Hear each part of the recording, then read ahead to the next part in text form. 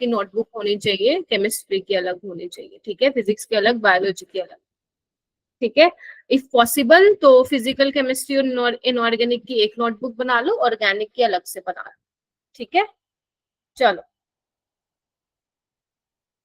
Good afternoon ma'am. हाय सना, good afternoon. चलो बच्चों, तो बेसिकली आज अपना लेक्चर नंबर 1 रहेगा केमिकल काइनेटिक्स का, एंड सेम ये भी अपना मोस्ट इम्पोर्टेंट चैप्टर है। जब से एनएमसी ने सिलेबस रिड्यूस किया है ना, तो हर एक चैप्टर हमारे लिए जो है वो काफी ज्यादा इम्पोर्टेंट है बच्चों, ठीक है। तो अगर मैं ये बताऊं कि आज का बेसिकली हमारा ऑब्जेक्टिव क्या रहने वाला है, तो हमारा ऑब्जेक्टिव यही है कि आज हम ये देखेंगे कि why we study chemical kinetics, chemical kinetics की जरूरत हमें क्यों पड़ी, पहले तो हमें ये देखना है। फिर उसके बाद आज का फर्स्ट टॉपिक रहेगा, उसके बाद रेट ऑफ केमिकल रिएक्शन या रेट ऑफ रिएक्शन तुम बोल सकते हो, उसके बारे में करेंगे एंड क्वेश्चंस करेंगे। फिजिकल में तो यही होगा, थ्योरी वाला पार्ट कम होगा, न्यूमेरिकल वाला पार्ट ज्यादा होगा, ठीक है। तो इसको अपने basically I need 6 lectures to complete this chapter, तो अपन 6, वैसे तो 7 तो नहीं होंगे, 6 लेक्चर में हो जाएगा अपना ये कंप्लीट, ठीक है। तो बहुत बड़ा चैप्टर भी नहीं है और मुश्किल भी नहीं है, सबसे बड़ी बात, लेकिन वही है, न्यूमेरिकल नहीं करोगे। यहाँ पे इलेक्ट्रोकेमिस्ट्री कैसे लिखा हुआ है, हाँ, अगर नहीं करोगे तो फिर आप लोगों को ये चैप्टर डिफिकल्ट लगेगा। तो बेटा अगर मैं इस चैप्टर की वेटेज आप लोगों को बताऊं, तो आप देख रहे हो 2024 में यहाँ से जो अभी अपना 5 मई को पेपर हुआ था, 3 क्वेश्चन आए थे यहाँ से, ठीक है। तो मतलब ये हम मान सकते हैं, क्योंकि आपका सिलेबस थोड़ा सा डिलीट हो गया है, थोड़ा नहीं काफी ज्यादा डिलीट हो गया है, तो इस चैप्टर की वेटेज इस बार बढ़ गई थी, ठीक है। तो यहाँ से 3 क्वेश्चन देखने को मिले थे, और यहाँ पे टाइप ऑफ क्वेश्चंस, यहाँ पे न्यूमेरिकल बेस्ड क्वेश्चन भी पूछे जाते हैं, यहाँ से कंसेप्चुअल क्वेश्चंस भी आप लोगों से पूछे जाते हैं, ठीक है। तो आपको ये पूरा चैप्टर ही करना है अच्छे से, ठीक है बच्चों। और आप देख पा रहे हैं हर साल में 2-3 ऐसे क्वेश्चन जो है आए हुए हैं, तो यानी कि हमारे लिए चैप्टर कैसा हो गया, मोस्ट इम्पोर्टेंट चैप्टर, समझ गए। बैकलॉग नहीं छोड़ना है, अभी से जो भी मैं कराऊंगी बैकलॉग नहीं छोड़ना है। क्या सबको क्लियर हो गया? Give me thumbs up and try to be super active. भाई मैं इतना एक्टिव होके आती हूँ क्लास में, तो तुम लोग ऐसे क्यों रहते हो, है ना। अभी तो तुम्हारी छुट्टियां भी चल रही हैं, ठीक है मेरा बेटा। हाँ, चलो स्टार्ट करें। ओके, मंतशा आ गए, अच्छा मंतशा का तो स्कूल होता है। अच्छा, सबसे पहले हमारी बात यही आती है कि why we study chemical kinetics. तो मैं यहाँ पे थोड़ा सा आपको फ्लैशबैक में लेके जाना चाहती हूँ क्लास 11th में। तो बच्चों क्लास 11th में आपको याद है कि आपने एक थर्मोडायनेमिक्स नाम का एक चैप्टर पढ़ा था, याद है किसी को? Yes ma'am. बाकी भी यस मैम। अनम्यूट करके बोल सकते हो, यस मैम, पढ़ा तो था, यस मैम। पढ़ा तो था।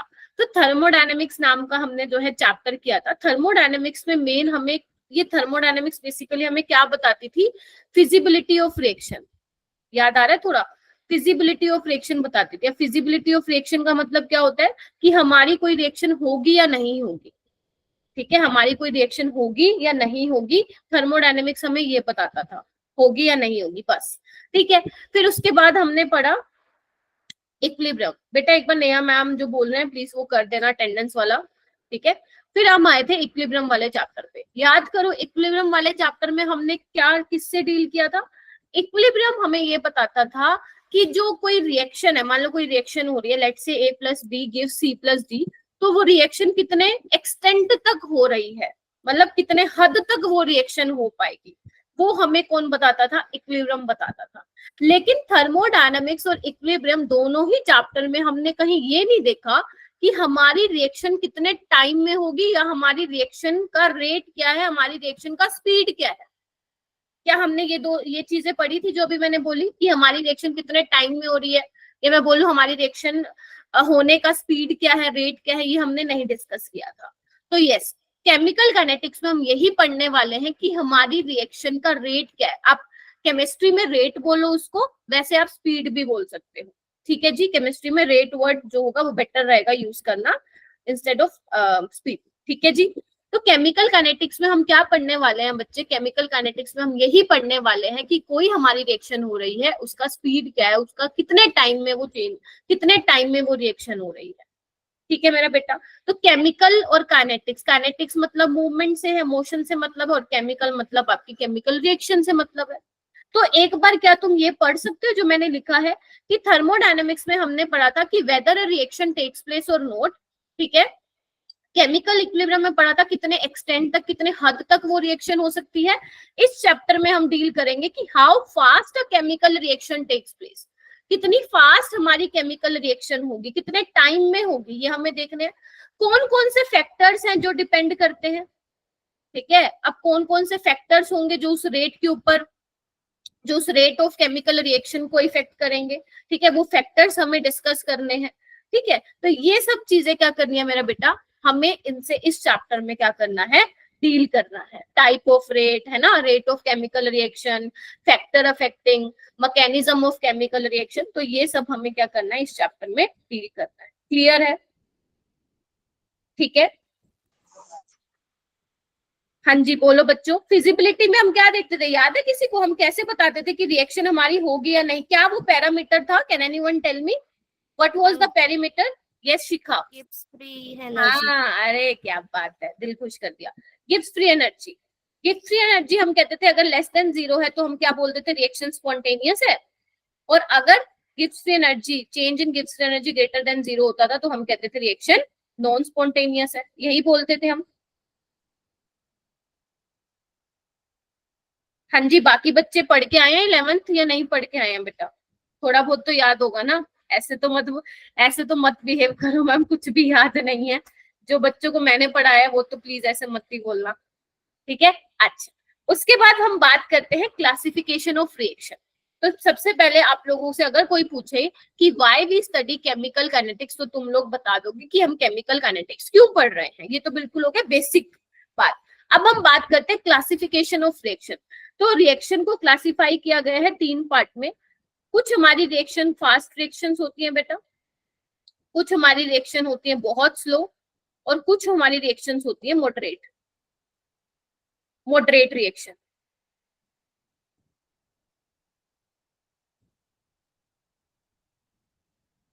ठीक है मेरा बेटा। अब फास्ट रिएक्शन कौन सी होती है बेटा? फास्ट रिएक्शंस वैसी वाली रिएक्शंस होती हैं जो कुछ सेकंड्स में हो जाती है। जैसे कि कोई मुझे एग्जांपल देगा फास्ट रिएक्शन का? Ma'am acid base reaction. Very good, acid base reaction. अगर आप मान लो एसिड ले लो, HCl ले लो, बेस ले लो NOH, तो वहां पे आपको पता है न्यूट्रलाइजेशन रिएक्शन होती है, ये बहुत फास्ट होती है, ठीक है, कुछ सेकंड्स में हो जाती है, नैनो सेकंड्स या माइक्रो सेकंड्स में जो है रिएक्शन हो जाती है। तो बेटा अगर कोई रिएक्शन मान लो तुमने HCl में NOH को मिलाया और फटाफट से उसमें सोल्ट बन गया, तो बेसिकली आप तो उस रिएक्शन का रेट डिटरमाइन ही नहीं कर पाए, आप तो ये देख ही नहीं पाए कि भाई वो कितने टाइम में होगी, आपको थोड़ी ना पता चले, वो तो कुछ सेकंड्स में हो गई। तो आप फास्ट रिएक्शंस का रेट डिटरमाइन नहीं कर पाओगे। रेट का मतलब क्या है बेटा इस चैप्टर में? स्पीड ही है। आप नहीं बता पाओगे बेटा वो कितने टाइम में होगी, इतने में आपकी नजर आप मिला रहे हो, इतने में तो रिएक्शन ही होगी। एक ऐसी रिएक्शंस होती है जो बहुत ही स्लो होती है, कोई मुझे इसका एग्जांपल देगा जो बहुत रस्टिंग ऑफ आयरन। यस, और कोई एग्जांपल? डायमंड इनटू ग्रेफाइट, है ना, डायमंड का ग्रेफाइट में बदलना स्पॉन्टेनियस प्रोसेस है। लेकिन क्या तुमने देखा है कि डायमंड अपने को दिख रहा हो कि भैया ग्रेफाइट में बदल रहा है, लेकिन वो क्योंकि उसमें बहुत सालों लग जाते हैं बदलने में। रस्टिंग ऑफ आयरन में भी ऐसा नहीं है कि भैया कल ही आयरन पे जंग लगे, नहीं, बहुत स्लो प्रोसेस है। तो हम इस चैप्टर में ऐसी रिएक्शन से भी डील नहीं करते जो रिएक्शंस क्या है, काफी स्लो हैं, क्योंकि इसमें रेट डिटरमाइन करने में भैया सालों साल लग जाएंगे, इतना थोड़ी ना वेट करेंगे हम। तो यानी कि हमें कौन सी वाली रिएक्शन से डील करना है मेरा बेटा इस चैप्टर में? हमें डील करना है मॉडरेट रिएक्शन से। किससे डील करना है? मॉडरेट टाइप ऑफ रिएक्शन से, जो कुछ घंटों में हो जाए, ठीक है। ना तो वो बहुत ज्यादा फास्ट हो और ना ही बहुत ज्यादा वो क्या हो मेरा बेटा, स्लो हो। ठीक बात है। तो ऐसी रिएक्शन का एग्जाम्पल होता है, वैसे तो काफी सारे एग्जाम्पल है इस चैप्टर में, हम यही देखने वाले हैं, बाकी मैं थोड़ा सा बता देती हूँ। हाइड्रोलिसिस ऑफ इथाइल एसीटेट, तुमने सुना होगा एस्टर की हाइड्रोलिसिस होती है, 9th-10th में एक रिएक्शन पढ़ते थे तुम लोग, एस्टर की हाइड्रोलिसिस कराते थे, तो वो बेसिकली मॉडरेट रिएक्शन का ही एक एग्जांपल होता है। इवन इस चैप्टर में हम मॉडरेट रिएक्शन से ही डील करने वाले हैं।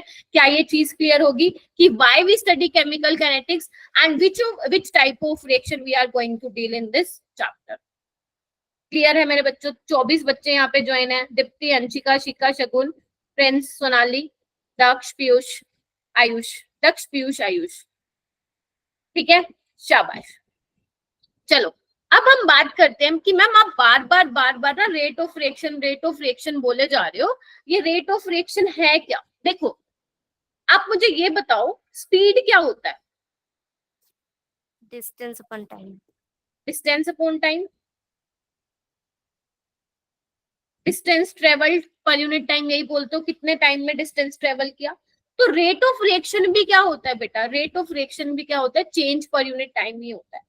अब क्योंकि हम केमिकल रिएक्शन पढ़ रहे हैं, है ना, कोई रिएक्शन हम स्टडी कर रहे हैं, तो रिएक्शन में क्या होगा? रिएक्टेंट होगा, प्रोडक्ट होगा। मतलब हमें क्या करना है? हमें देखना है कि रिएक्टेंट की कंसंट्रेशन में क्या चेंज आया और प्रोडक्ट की कंसंट्रेशन में क्या चेंज आया पर यूनिट टाइम।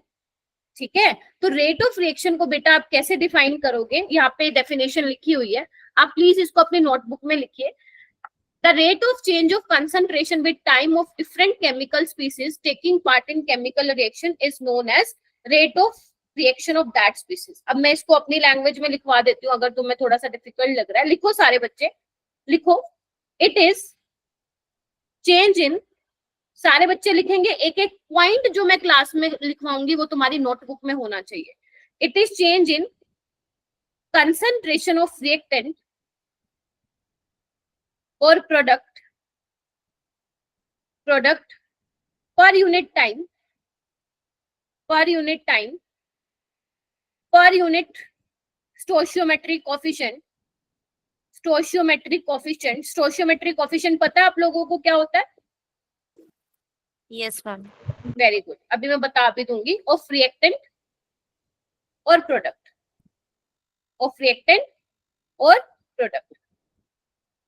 लिखिए इसको, लिखिए। जैसे एक एग्जांपल तुम्हें मैं बताती हूँ, लेट से तुम्हारी कोई रिएक्शन है, लेट से ए से बी में, या मैं एक काम करती हूँ, मैं लिखती हूँ रिएक्टेंट से प्रोडक्ट में चेंज हो रहा है। ठीक है, समझने के लिए बता रही हूँ। देखो मान लेते हैं जब टाइम t0 है, मतलब जब हमारी रिएक्शन स्टार्ट नहीं हुई है, मान लेते हैं ये कितना है हमारे पास, इसकी कंसंट्रेशन है लेट से 5 मोलर। ठीक है, प्रोडक्ट कितना होगा मेरा बेटा? 0, कुछ नहीं बना होगा, हाँ या ना? मान लो आपके पास एक फ्लास्क में कुछ क्या बोलते हैं, कुछ रिएक्टेंट आपने लिया है, कुछ सॉल्यूशन आपने लिया, लेट से उसकी कंसंट्रेशन है 5 मोलर। अब रिएक्शन स्टार्ट नहीं हुई तो प्रोडक्ट की कंसंट्रेशन क्या होगी मेरा बेटा उस केस में? 0, हाँ या ना में तो जवाब 0। Yes ma'am. अब मान लेते कुछ टाइम बाद टी, मान लेते लेट से कुछ टाइम टी के बाद अब रिएक्शन होना स्टार्ट कर दी, तुमने रिएक्शन करना स्टार्ट कर दी, तो लेट से मान लो कि रिएक्टेंट में से जो कि पहले 5 मोलर था उसमें से 2 मोलर जो है खत्म हो गया, बना कितना होगा प्रोडक्ट? 2 मोलर। आप देख रहे हो टाइम के साथ रिएक्टेंट और प्रोडक्ट की कंसंट्रेशन चेंज हो रही है मेरा बेटा, यस और नो? जितना रिएक्टेंट में से कम होगा उतना ही प्रोडक्ट बनेगा। क्या ये चीज क्लियर हुई है तुम्हें? ये चीज मैं प्रूफ भी करके दिखाऊंगी तुम्हें, ये चीज मैं प्रूफ भी करके। Yes ma'am. तो यानी कि अब रिएक्टेंट कितना बच गया तुम्हारा? 3 मोलर, और प्रोडक्ट कितना बन गया बेटा? 2 मोलर। तो यहाँ पे आपको क्या दिख रहा है कि हाँ मैम, जब कोई हम रिएक्शन कराएंगे ना तो टाइम के साथ रिएक्टेंट और प्रोडक्ट की कंसंट्रेशन में क्या होगा? चेंज होगा। तो यही तो है rate of reaction. It is the change in concentration of reactant और product per unit time per unit stoichiometric coefficient of reactant और प्रोडक्ट। इसको लिखते कैसे हैं, एक्सप्रेस कैसे करते हैं, एक एक चीज मैं बताऊंगी। पहले ये बताओ, समझ आ गया कि रिएक्शन के साथ टाइम के साथ जो है कंसंट्रेशन चेंज होने वाली है, ये पता चल गया तुम लोगों को? Yes ma'am. ठीक है, इसके बाद आप एक लाइन लिखोगे, इसके बाद आप एक लाइन लिखो, यहीं पे लिखो सेकंड पॉइंट में, कि जो रेट ऑफ रिएक्शन है वो हमेशा पॉजिटिव होता है। Rate of reaction is always positive, कभी भी नेगेटिव मत लगा देना, गलत हो जाएगा। रेट ऑफ रिएक्शन हमेशा मेरा बेटा क्या होता है? पॉजिटिव होता है। ठीक है, अच्छा नेक्स्ट पेज पे लिखिए, थर्ड पॉइंट लिखेंगे बेटा सारे। रेट ऑफ रिएक्शन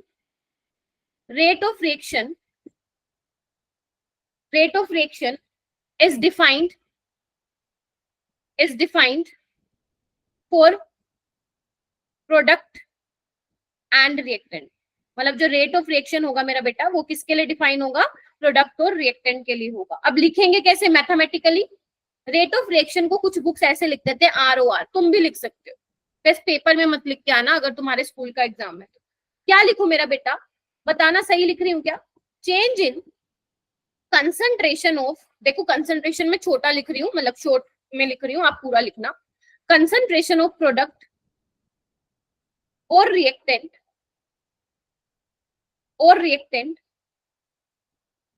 पर unit time taken into stoichiometric coefficient. ठीक बात है क्या, यस मैम। बताओ। Yes ma'am. बढ़िया चल रहा है अभी तक, कोई दिक्कत? No ma'am. हमने ये देख लिया कि क्यों केमिकल काइनेटिक्स पढ़ रहे हैं, हमने ये देख लिया कि कौन से टाइप की रिएक्शन से डील करने वाले हैं। अब हम देख रहे हैं कि रेट ऑफ रिएक्शन क्या होता है, ठीक है। अच्छा, अगर मेरा बेटा, अगर मैं यहाँ पे यूनिट्स आपसे पूछूं, units of rate of reaction, क्या तुम सोच के थोड़ा सा मुझे बता सकते हो what should be the unit for rate of reaction? Litre पर सेकंड। मोल पर लीटर पर सेकंड। हाँ, मोल पर लीटर पर सेकंड। क्यों? क्योंकि कंसंट्रेशन की यूनिट क्या होती है मेरा बेटा, मोल पर लीटर, ठीक है। और टाइम की यूनिट आप सेकंड में ले लो। अब जो भी एग्जामिनर ने दे रखा होगा वो लोगे आप, टाइम होता है सेकंड में, नोट पर सेकंड, सेकंड। तो यानी कि इसकी यूनिट क्या होगी मेरा बेटा, मोल पर लीटर पर सेकंड। अब एग्जामिनर की मर्जी होगी, वो लीटर को डेसीमीटर क्यूब में भी दे दे, है ना, सेंटीमीटर क्यूब में भी दे दे, है ना, सेकंड की जगह टाइम को मिनट आर में दे दे, तो इससे घबराना नहीं है आप। क्लियर है बेटा इतनी चीज? एक बार लास्ट स्लाइड दिखाना। क्या दिखाऊं मेरा बेटा? स्लाइड। हाँ ये लो,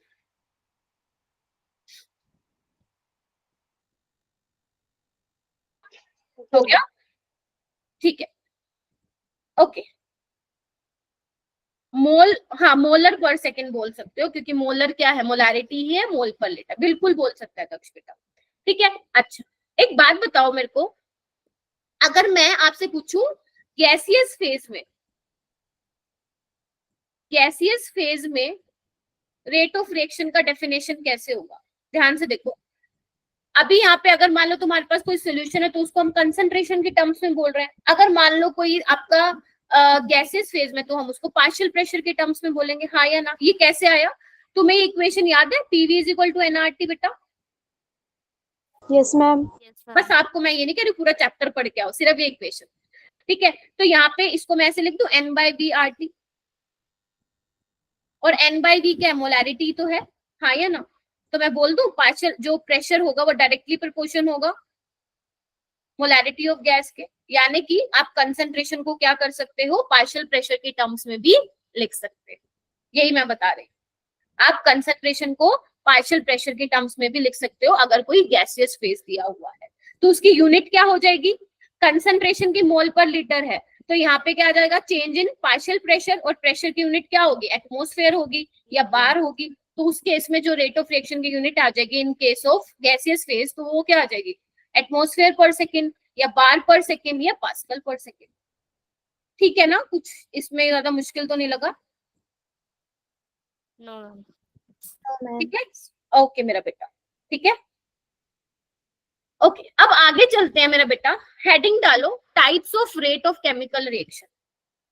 वैसे ये बहुत ज्यादा इंपॉर्टेंट नहीं है टाइप्स ऑफ रेट, बट आपके एनसीईआरटी में बेटा तो पढ़ लेते हैं, है ना, ज्यादा मुश्किल है।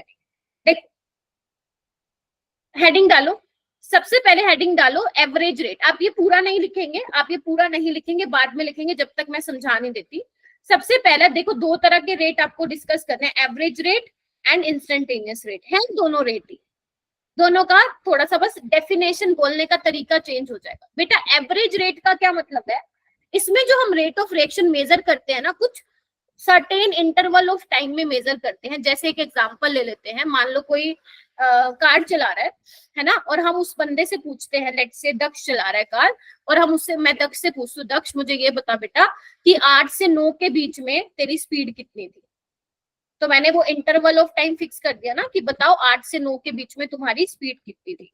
तो एवरेज रेट में हम क्या बोलते हैं कि जो रेट ऑफ रिएक्शन हम डिटरमाइन करते हैं वो सर्टेन इंटरवल ऑफ टाइम के लिए डिटरमाइन करते हैं, ठीक है। हमें टाइम दिया होगा लेट से कि 3 to 6 सेकंड के बीच में रेट कितना था, है ना, 4 to 5 8 के सेकंड के बीच में कितना था, इस तरीके से, ठीक है। अच्छा, ये देखना है एक बार, इधर देखो मेरा बेटा। अब रेट को लिखेंगे कैसे, ध्यान से देखना, बहुत इंपॉर्टेंट बात है। आपका रिएक्टेंट किस में चेंज हो रहा है, प्रोडक्ट में चेंज हो रहा है, ठीक है। एक बात देखो, क्या ये तुम्हें ग्राफ दिख रहा है? इस ग्राफ से तुम्हें मैं कुछ चीज समझाना चाहती हूँ, ध्यान रखना। मान लो ये टाइम t1 है, कोई भी टाइम है t1, मान लेते हैं इस टाइम t1 पे जो हमारी कंसंट्रेशन है बेटा वो r1 है, मान लेते हैं, तुम्हें समझाने के लिए समझा रही हूँ, ठीक है। ऐसे ही मान लेते हैं कि जो तुम्हारा टाइम, इधर देखो, टाइम t1 पे जो कंसंट्रेशन है वो तुम्हारी कितनी है, r1 है, और कुछ टाइम बाद देखा तो कंसंट्रेशन कितनी हो गई, r2, क्योंकि ये तो मैंने तुम्हें ऑलरेडी समझा दिया कि टाइम के साथ कंसंट्रेशन चेंज होगी, मानते हो कि नहीं मानते हो, है ना? Yes, ma'am. अच्छा, अब क्या है, इधर देखो, ये क्या है, मान लेते हैं t1 टाइम पे प्रोडक्ट की कंसंट्रेशन p1 थी और प्रोडक्ट की कंसंट्रेशन टाइम t2 पे क्या थी मेरा बेटा, p2 थी, ठीक है। अच्छा, ओके, तो अगर मान लो बेटा, अगर तुम्हें एवरेज रेट लिखना हो, ध्यान से देखो, जो मैं लिख रही हूँ वो ध्यान देना, क्या लिख रहे हैं अपा, change in concentration divide by time taken, yes और नो। तो मुझे क्या देखना है, कितने टाइम में देखना है मुझे, t1 और t2 वाले टाइम में देखना है। तो मेरे पास चेंज कितना होगा मेरा बेटा, क्या मैं उसको ऐसे लिख सकती हूँ, डेल्टा टी। डेल्टा किसको रिप्रेजेंट कर रहा है, चेंज को रिप्रेजेंट कर रहा है। ऐसे ही मैं कंसंट्रेशन में जो चेंज आया उसको मैं डेल्टा आर लिख सकती हूँ मेरा बेटा, हाँ या ना? Yes, ma'am.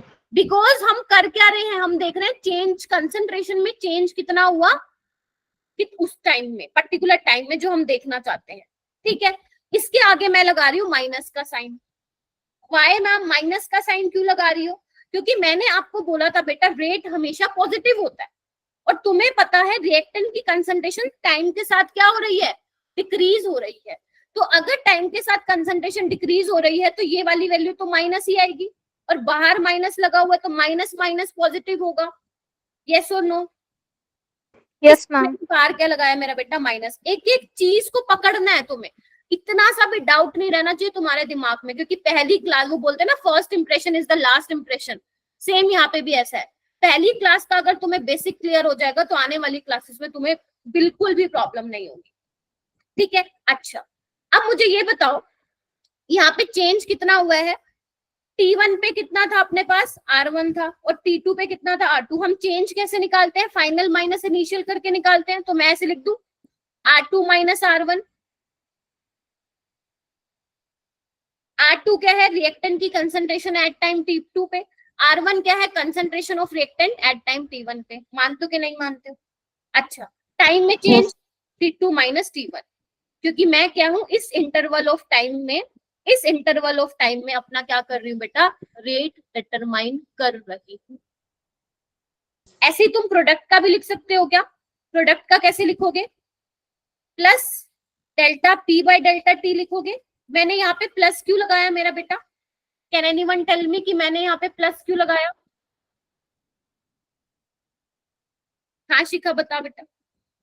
मैम क्योंकि फाइनल कंसंट्रेशन जो होती है प्रोडक्ट्स की वो ज्यादा होती है देन द इनिशियल हाँ, कंसंट्रेशन। क्योंकि स्टार्टिंग में तो प्रोडक्ट कुछ बनता ही नहीं है, टाइम के साथ प्रोडक्ट की कंसंट्रेशन बढ़ती है, इसलिए तो ये ग्राफ भी ऐसा ही दिखा रहा है तुम्हें, देख रहे हो, टाइम के साथ प्रोडक्ट की कंसंट्रेशन इंक्रीज हो रही है और रिएक्टेंट की कंसंट्रेशन डिक्रीज हो रही है। तो इसको मैं कैसे लिख सकती हूँ बेटा, इसको मैं ऐसे लिख दूं, average rate P2 minus P1, P2 की कंसंट्रेशन माइनस P1 की कंसंट्रेशन, लिख दूं ऐसे।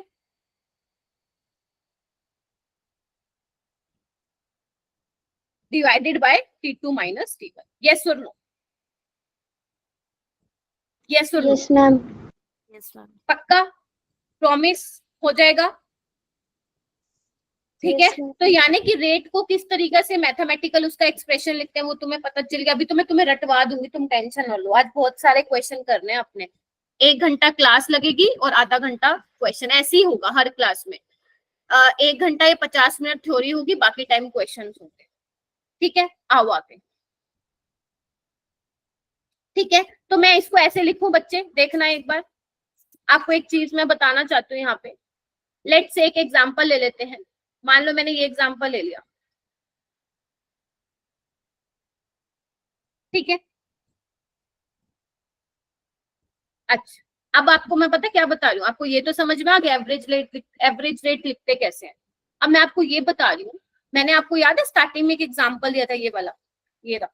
मैंने कहा था जितना रिएक्टेंट में से कम होगा उतना ही प्रोडक्ट बनेगा, बोला था ना ये। अब मैं ये मैथमेटिकली इसको प्रूव करने वाली, देखना इधर, ये तो मैंने जनरल एग्जांपल लिया था, इधर आओ। मान लेते हैं बेटा टाइम t0 पे इसके जो नंबर ऑफ मोल्स हैं वो a है, बोल सकती हूँ क्या, और ये 0, और टाइम t पे कुछ टाइम बाद इसमें से कुछ माइनस हुआ होगा, मान लेते हैं वो कितना माइनस हुआ, 2x। तो ये कितना बना होगा मेरा बेटा, 3x बना होगा। थोड़ा सा इक्विलिब्रियम, आई नो थोड़ा सा इक्विलिब्रियम वाला तड़का आ रहा है, बट इट्स ओके, इतना तो मालूम होना चाहिए। बताओ, इतना छोटी छोटी बातें पता है ये वाली।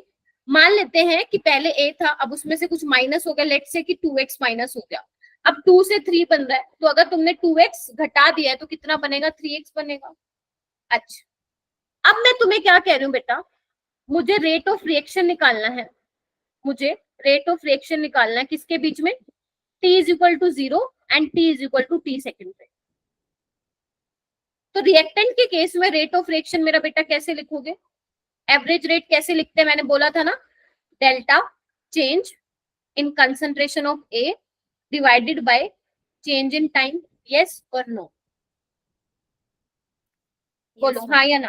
लेकिन मैंने कहा था स्टोशियोमेट्रिक कोएफिशिएंट भी लिखना है।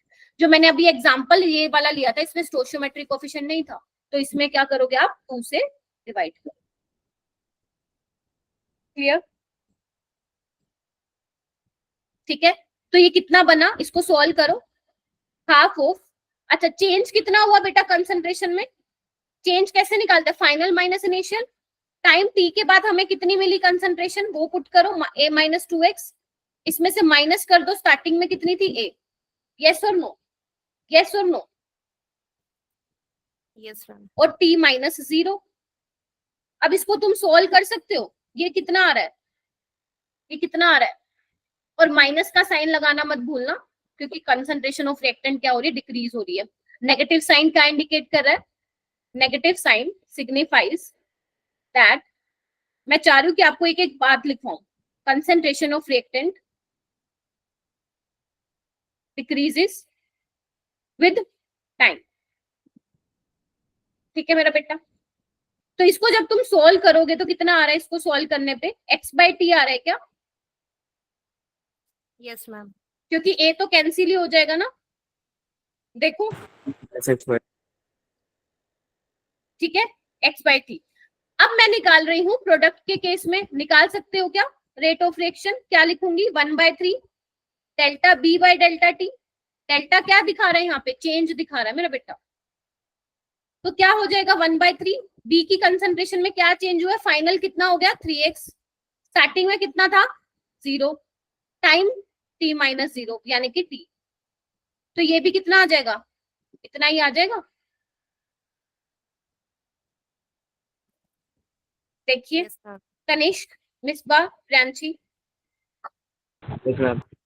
यानी कि तुम्हें इससे क्या पता चला कि जितना रिएक्टेंट में से माइनस होगा उतना ही क्या बन रहा है, प्रोडक्ट बन रहा है। यानी कि मैं क्या कर सकती हूँ, इनको बराबर लिख सकती हूँ, मैं ऐसे लिख सकती हूँ, minus half delta A by delta T is equal to 1/3 delta B by delta T, लिख सकती हूँ ये मैं। आगे मैं आपको एक एक्सप्रेशन लिखवा दूंगी वहां पे, अभी सिर्फ ये समझो कि हुआ कैसे। मतलब जो रिएक्टेंट की कंसंट्रेशन में चेंज था और जो प्रोडक्ट की कंसंट्रेशन में चेंज था वो क्या हो गया, बराबर। कब बराबर होगा, when you include stoichiometric coefficient, तब तुम बोल सकते हो कि इनका जो रेट होगा, रेट ऑफ रिएक्शन क्या होगा, इन दोनों के लिए सेम होगा। Are you getting my point, Yes, ma'am. शाबाश, पहली चीज क्लियर। अब आते हैं नेक्स्ट टाइप का जो तुम्हारा रेट है, दैट इज इंस्टेंटेनियस रेट, नाम से ही पता चल रहा है ना, इंस्टेंट। मान लो तनिष्क चला रहा है कार, चलो तनिष्कनी, सना चला रही है कार, तो मैं सना से पूछ रही हूँ, सना मुझे बता कि बेटा तुम्हारी 10 मिनट में क्या स्पीड, सॉरी 10 बजे क्या स्पीड थी। मतलब मैंने उनसे इंस्टेंट पूछ लिया कि इतने टाइम पे बताओ कितनी स्पीड थी। अब बंदे के पास कोई सर्टेन इंटरवल ऑफ टाइम हो, मान लो मैं ये पूछूं आपसे बेटा 3 से 4 के बीच में क्या स्पीड थी, या 3 से 5 के बीच में, तो वो फिर भी बता सकती है। अब वो बंदा, मान लो मैं पूछी उससे ये रही हूँ 9:15 पे तुम्हारी क्या स्पीड थी, ठीक है, तो ये होता है हमारा इंस्टेंटेनियस। ऐसे ही केमिस्ट्री में जो अपना केमिकल काइनेटिक्स चैप्टर है, इसमें इसको हम बोलेंगे इंस्टेंटेनियस रेट। अब मैम ये तो हमारे लिए निकालना बहुत डिफिकल्ट हो जाएगा, इंस्टेंटेनियस रेट कैसे निकालेंगे हम। तो इंस्टेंटेनियस रेट आप कैसे निकालते हैं बच्चे, इंस्टेंटेनियस रेट आप निकालते हैं टेंजेंट ड्रॉ करके, ठीक है। लिखो यहाँ पे पॉइंट लिखो, अरे पहला पॉइंट लिखेंगे सारे बच्चे,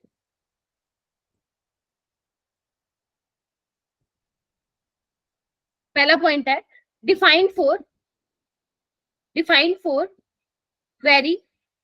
वेरी शॉर्ट टाइम इंटरवल, बहुत ही छोटे टाइम के लिए इंटरवल के लिए डिफाइन किया जाता है इंस्टेंटेनियस रेट, ठीक है।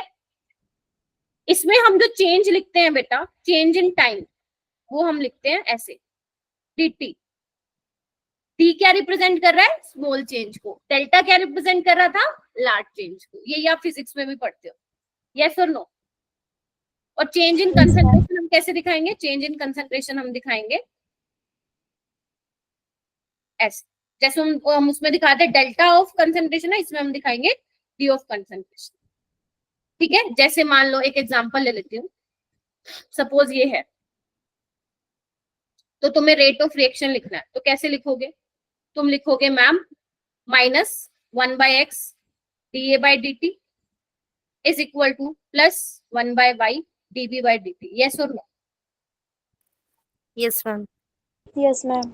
Yes ma'am. अगर तुम्हारा ए और बी कोई गैसियस फेज है, तो उसमें कंसंट्रेशन की जगह पी आ जाएगा, मतलब partial pressure of A and B आ जाएगा, ठीक है। अब मैम निकालेंगे कैसे इसको, ये बताओ आप निकालेंगे कैसे। तो देखो बच्चे, ये आपको मैंने ग्राफ बना के लाई हूं मैं, आप बना लेना, कोई इसमें बड़ी बात नहीं है। देखो आप क्या करेंगे, यहाँ पे एक टेंजेंट ड्रॉ करेंगे, आपको दिख रहा है ब्लू कलर से टेंजेंट ड्रॉ किया हुआ है, ये देखो ये रहा, दिख रहा है। यस आप मैम। कोई भी जो भी ये कर्व है ना, आप कहीं पे भी आप टेंजेंट ड्रॉ कर दो, ठीक है। मैंने ये टेंजेंट ड्रॉ कर दिया। अब मैं क्या कर रही हूँ, ये वाला पॉइंट पकड़ लिया मैंने, ये वाला और ये वाला, और इसको मैंने जोड़ दिया, ठीक है, ठीक है। तो जब आप इंस्टेंटेनियस रेट निकालोगे मेरा बेटा, तो वो क्या आएगा, स्लोप ऑफ टेंजेंट नहीं आएगा। थोड़ा सा मैं फिजिक्स में लेके जा रही हूँ, फिजिक्स में आप लोग स्टार्टिंग में आई गेस पढ़ते हैं ये वाली चीजें। स्लोप ऑफ टेंजेंट कैसे निकालते हैं, स्लोप क्या होता है, y/x होता है। मान लो ये आपका कंसंट्रेशन, लेट से ये ए कंसंट्रेशन है, ये आपका टाइम है, तो आपका स्लोप क्या हो जाएगा, dA/dt नहीं हो जाएगा, यस और नो। Yes ma'am. dA/dt हो जाएगा ना, हाँ। तो अब देखो कैसे निकालोगे, dA मतलब क्या है, change in concentration of A, dt क्या है, चेंज इन टाइम। इधर आओ, टाइम में देखो कहाँ चेंज हो रहा है, आपने स्लोप जो किया ये देखो 20 - 0, देख पा रहे हो, 20 सेकेंड्स के लिए आप क्या कर रहे हो, देखना चाहते हो कितना चेंज हुआ कंसंट्रेशन, कितना हुआ चेंज, फाइनल माइनस इनिशियल, ऐसे ही कर। तो मान लेते हैं लेट से ये वैल्यू है 0.085 मान लेते हैं, और ये अराउंड आ रही होगी लेट से 0.045 मान लेते हैं, तो तुम निकाल सकते हो। कैसे निकालोगे, 0.085 - 0.050 डिवाइडेड बाय 20 - 0, बोलो हाँ या ना, रेट नहीं निकल जाएगा। Yes ma'am. कितना सिंपल है। एंड डोंट वरी, ये तुम्हारे पेपर में नहीं आएगा, डोंट वरी, ये पेपर में नहीं आएगा, बट ये एनसीईआरटी में है, तो हमें एक बार पढ़ना जरूरी है, एटलीस्ट थोड़ी सी अंडरस्टैंडिंग होनी तो जरूरी है कि एवरेज रेट और इंस्टेंटेनियस रेट क्या होता है मेरा बेटा, ठीक है। तो इस तरीके से आप क्या कर सकते हैं, इंस्टेंटेनियस रेट निकाल सकते हैं। मैंने यहाँ पे लिख भी दिया है, सो दैट आपको नोट्स अगर बनाने हैं तो आप बना सकते हो। तो मैंने यहाँ पे लिख दिया है, it is determined graphically bye drawing a tangent at time t, किसी भी टाइम t पे आप एक टेंजेंट ड्रॉ कर रहे हो, on either curve for concentration of R and P. मतलब अगर रिएक्टेंट वर्सेस आपका टाइम का ग्राफ है तो उससे आपकी कंसंट्रेशन रिएक्टेंट की आ जाएगी।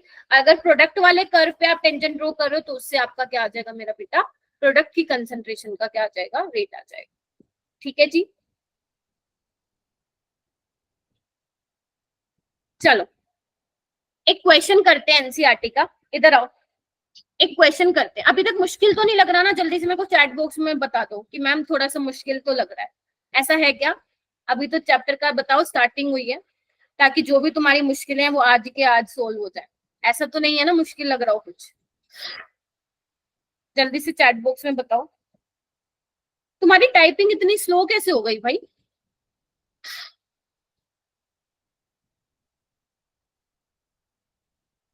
ओके मेरा बेटा, ठीक है, आ जाओ इधर आओ। आंसर मत देखना, पहले क्वेश्चन देखना। क्वेश्चन क्या बोल रहा है? फॉर अ रिएक्शन, कोई रिएक्शन है, उसमें जो प्रोडक्ट की कंसंट्रेशन है बच्चे वो आपको कितनी दी हुई है? 2.5 टी स्क्वायर माइनस 4 मोल पर लीटर, इतनी दी हुई है कंसंट्रेशन। तुम्हें क्या निकालना है? एवरेज रेट निकालना है। कितने टाइम इंटरवल में?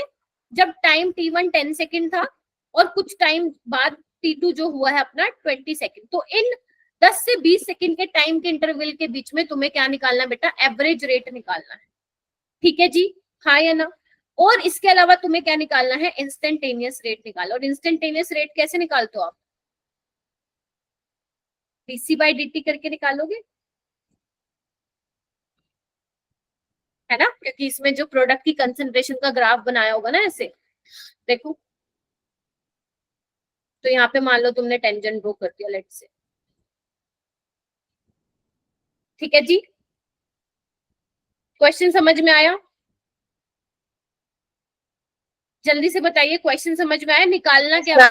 कंफ्यूज नहीं मैम, ये क्या दे दिया मैम, ये क्या इक्वेशन दे दी भाई? 2.5 टी स्क्वायर, कुछ भी नहीं है, बहुत हल्का है सवाल, कुछ भी नहीं है इसमें। आओ सबसे पहले हम क्या निकालने वाले हैं बेटा? हम निकालने वाले हैं एवरेज रेट। क्या मैंने तुम्हें एवरेज रेट लिखना सिखाया है? यस मैम, आपने बिल्कुल लिखना सिखाया है। आपने बोला कि यहाँ पे सी दिया हुआ है तो delta C by delta T निकाल दो, ऐसे ही तो बोला मैंने, हाँ या ना? और डेल्टा सी क्या होगा बेटा? C2 minus C1 divided by T2 minus T1, है ना? अब देखो कैसे निकालेंगे बेटा। टाइम T1 10 सेकेंड है, 10 सेकेंड यहाँ पे पुट करो तो उसके करस्पॉन्डिंग कंसंट्रेशन C1 आ जाएगी तुम्हारी।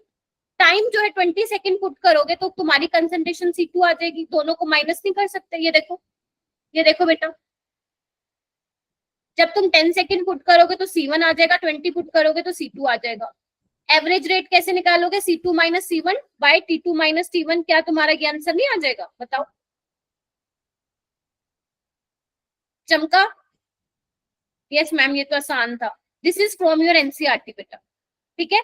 अच्छा मैम, इंस्टेंटेनियस रेट में तो आपने ऐसा कुछ नहीं बताया, क्योंकि इंस्टेंटेनियस रेट में तो हम एक पर्टिकुलर इंस्टेंट ऑफ टाइम पे हम रेट डिटरमाइन करते हैं, तो उसमें क्या करें? उसमें तो लोचा हो गया। लोचा तो कुछ नहीं हुआ, थोड़ा सा बस मैथ्स बोल लो या फिजिक्स बोल लो, क्योंकि वैसे पढ़ते तो हम इंटीग्रेशन मैथ्स में है बट फिजिक्स में भी सिखाया जाता है। तो आपको क्या निकालना? DC by dt। सी क्या है मेरा बेटा? सी है 2.5 टी स्क्वायर माइनस 4। क्या तुम्हें इसका वो लेने आता है? डिफरेंशिएशन करने आता है? डिफरेंशिएशन थोड़ा बहुत आता है करने मेरा बेटा? क्या होता है मैं थोड़ा सा बता देती हूँ। अगर मान लो तुम्हारे पास ये है, मैं थोड़ा सा बता देती हूँ करके। मान लो तुम्हारे पास ये है d by D x of 2x square, तो आप क्या करते हो? पावर आगे ले आते हो,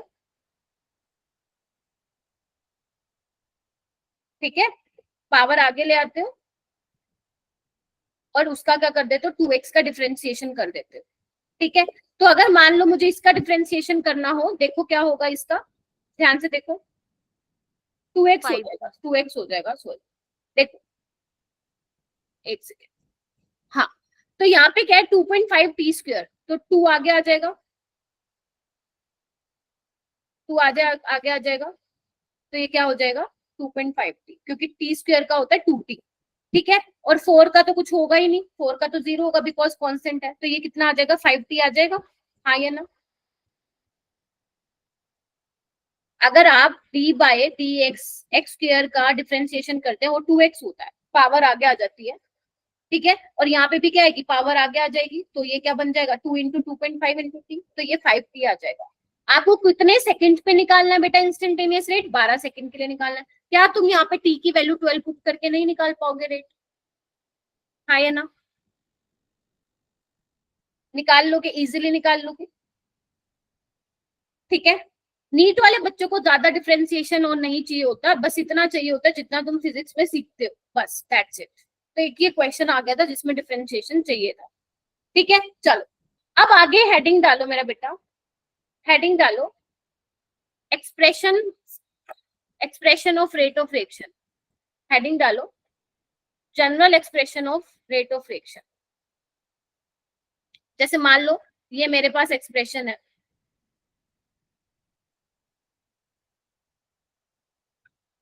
ठीक है, इसका मुझे रेट ऑफ रिएक्शन लिखना है। आप रेट ऑफ रिएक्शन बेटा या तो एवरेज रेट में लिखो, एवरेज रेट की टर्म्स में लिखो, मतलब डेल्टा की टर्म्स में लिखो, या इंस्टेंटेनियस रेट डी की टर्म्स में लिखो। मैं कैसे लिखती हूँ, डी की टर्म्स में लिखना है, और आप भी वैसे ही लिखो, क्योंकि आगे जब न्यूमेरिकल आएंगे तो डेल्टा लिखना थोड़ा सा हेक्टिक सा लगता है, तो फटाफट डी वाली फॉर्म में लिखते हैं। इसका रेट ऑफ रिएक्शन मेरा बेटा कैसे लिखेंगे, देखो -1/a dA/dt, हाँ या ना, is equal to -1/b dB/dt, बोलो, is equal to 1/c dC/dt, और ये क्या हो जाएगा 1/d dd/dt। बोलो क्या ये लिख सकते हो? Yes ma'am. तुम्हें चाहे कोई भी कॉम्प्लिकेटेड इक्वेशन दे दे, तुम ये लिख सकते हो। अभी तुम्हें मैं क्वेश्चन भी कराऊंगी, ठीक है। चलो उसके बाद आता है, ये दोगे जनरल एक्सप्रेशन, उसके बाद आता है मेरा बेटा रेट ऑफ अपीयरेंस। लिखो बेटा rate of appearance, ROA shortcut, short form में ऐसे लिख लो। रेट ऑफ अपीयरेंस क्या होता है बेटा, ये होता है it is defined only for product.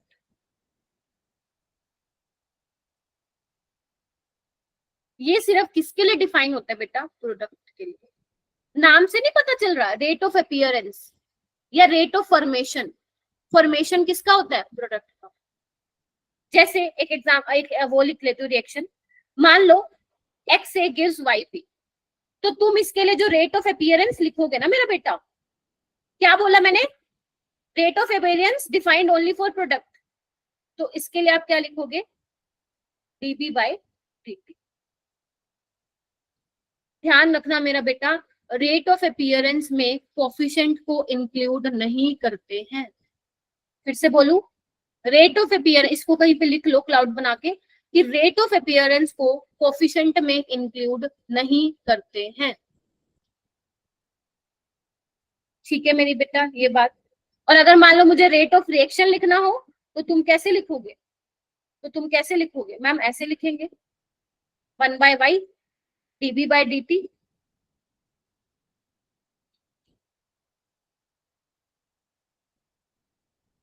Difference clear हो रहा है, rate of appearance of rate of reaction में। रेट ऑफ रिएक्शन में you have to include stoichiometric coefficient, but in case of rate of appearance you does not need to include stoichiometric coefficient, करना ही नहीं है, जरूरत क्या, करना ही नहीं है। ठीक है, रेट ऑफ रिएक्शन आप ये भी लिख सकते हो,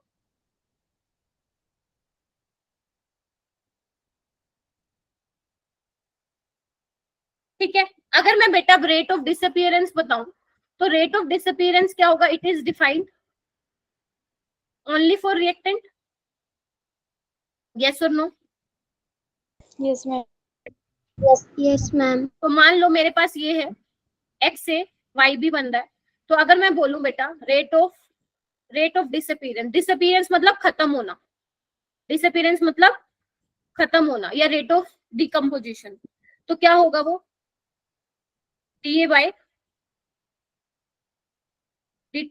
माइनस dA/dt, हाँ या ना। और अगर मैं रेट ऑफ रिएक्शन लिखूं, वो कैसे लिखूंगी, -1/x dA/dt। क्लियर हो गया डिफरेंस? Yes ma'am. क्या क्लियर हुआ कि रेट ऑफ रिएक्शन में तो हम कोफिशिएंट इंक्लूड करते हैं, बट रेट ऑफ अपीयरेंस या रेट ऑफ डिसअपीयरेंस या वो लिखे रेट ऑफ फॉर्मेशन या रेट ऑफ डिकम्पोजिशन में हम स्टोइचियोमेट्रिक कोफिशिएंट इंक्लूड नहीं करते हैं। क्या मेरे बच्चों को ये बात क्लियर हो गई? यस मैम, यस ठीक है। और एक नोट करके यहाँ पे पॉइंट लिखो, काम आएगा, कि जो रेट ऑफ रिएक्शन है, इन रेट ऑफ रिएक्शन जो हम ये लिखते हैं ना ब्रैकेट में, इसको हम मोल की टर्म्स में भी लिख सकते हैं, इसको हम मोलैरिटी की टर्म्स में भी लिख सकते हैं, और इसको हम प्रेशर की टर्म्स में भी लिख सकते हैं। ये शायद अभी बहुत अच्छे से क्लियर नहीं होगा, जब इसका एक मैं तुम लोगों को क्वेश्चन दूंगी ना कल, जब तुम आओगे, कल है ना अपनी क्लास? नहीं कल नहीं है, परसों, तब तुम्हें पता चलेगा। अभी के लिए लिख लो कि जो रेट ऑफ रिएक्शन में जो एक्सप्रेशन होता है उसको हम मोल की टर्म्स में रिप्रेजेंट कर सकते हैं। मतलब इसको मैं ऐसे भी लिख सकती हूँ, मान लो इस एक्सप्रेशन को मुझे ऐसे लिखना हो, -1/x number of moles of A by dt, इसको मैं ऐसे भी लिख सकती हूँ -1/x dA by dt, इसको मैं ऐसे भी लिख सकती हूँ -1/x d of partial pressure of A by partial pressure of dt। आ गया फील? आ गया फील?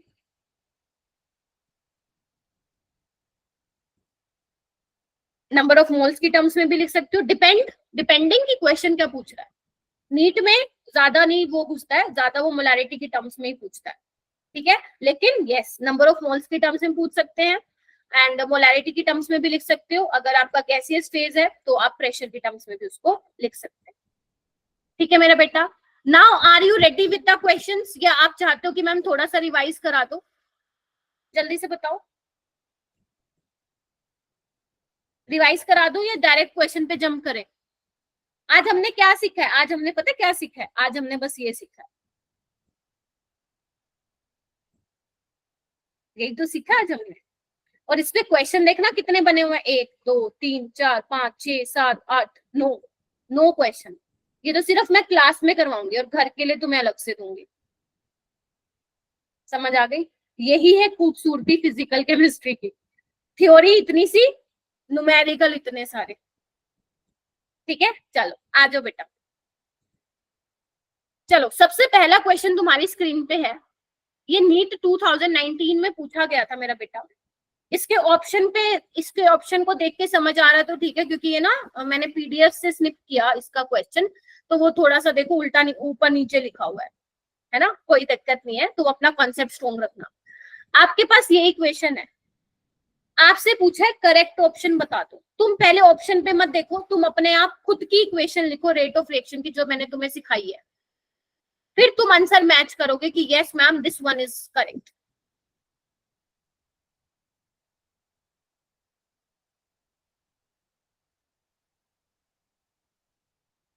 करो मेरा बेटा।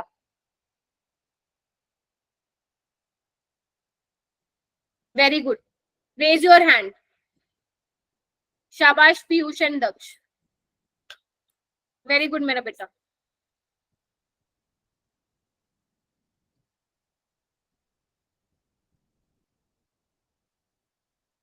Very good.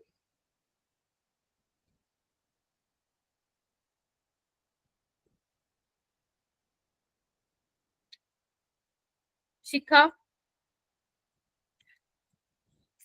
हो गया, मिसबा, तनेश,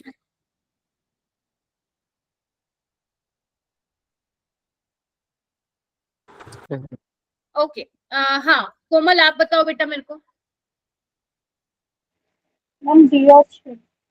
डी या B? Ma'am D. D, yes ma'am. ठीक है, सबका डी आ रहा है क्या? Yes, ma'am. देखो क्या लिखा है तुम लोगों ने, तुमने कैसे लिखा है पहले पूरा लिख लो, minus d by D T of N2 is equal to -1/3 D by D T of H2 is equal to +1/2 d by D T of NH3। आपको प्लस दिखाने की बिल्कुल भी जरूरत नहीं है, बट अब क्योंकि अभी हम सीख रहे हैं तो मैंने लगा दिया।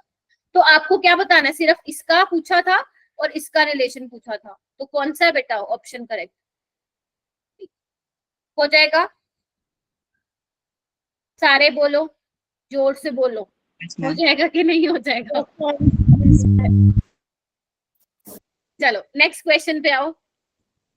नेक्स्ट क्वेश्चन तुम्हारी स्क्रीन के ऊपर ये रहा, ये भी नीट में ही पूछा था। ये तुम्हें थोड़ा सा अटंग पटंग सा लग रहा होगा, मैं बता देती हूँ N2O5 है, ठीक है, कंफ्यूज नहीं होना है। आपसे क्या पूछा है, रेट ऑफ रिएक्शन, ध्यान से सुन लो, रेट ऑफ रिएक्शन ये इक्वेशन दी हुई है, वो कह रहे हैं डिफरेंट वेज में लिखा गया है इनको, ठीक है। आपको क्या बताना है, रिलेशनशिप बताना है के एंड के डैश के बीच में, के एंड के डबल डैश के बीच में। हिंट देती हूँ, हिंट ये है कि पहले तुम इस रिएक्शन के लिए रेट ऑफ रिएक्शन लिखोगे जो मैंने तुम्हें सिखाया है, पहले तुम वो लिखो, फिर उसके बाद मैं पूछूंगी बेटा लिख लिया।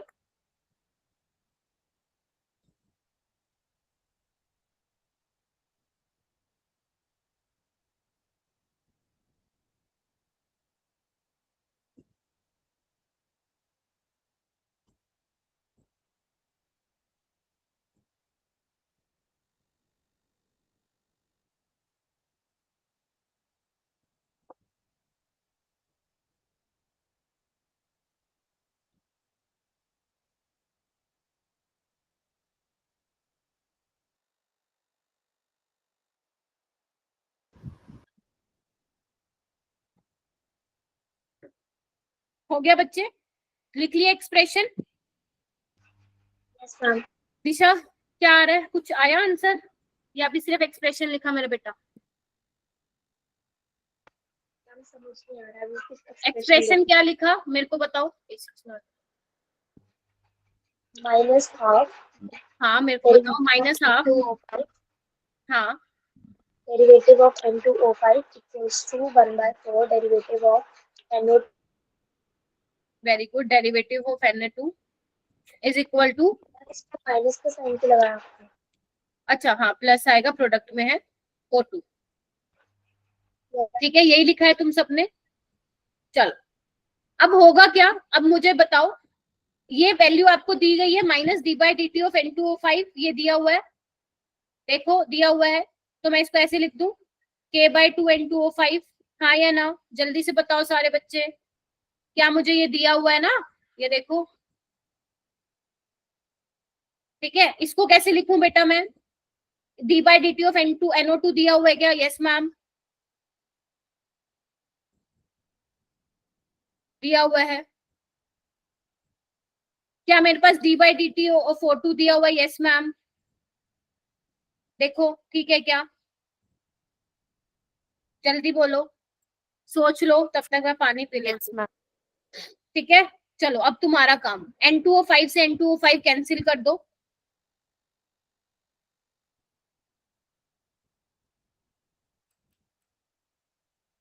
कर दिया क्या?